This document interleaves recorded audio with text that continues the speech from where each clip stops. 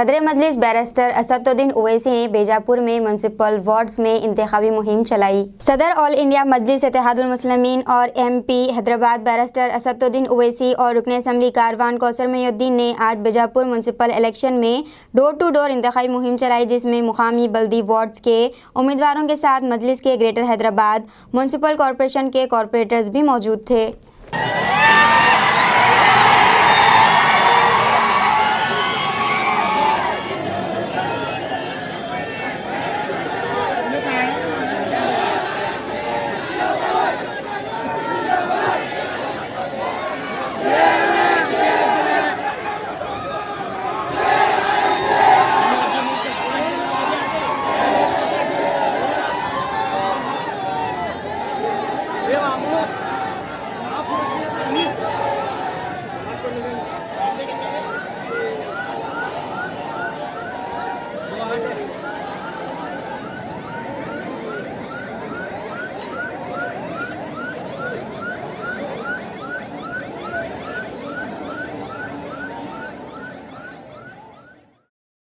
अस्सलामुअलैकुम, हेलो, हाय, आदाब एवरीवन। दोस्तों, मैं आपका दोस्त शहबाज खान। आप देख रहे हैं TNT न्यूज और देखते रहिए TNT न्यूज। Thank you.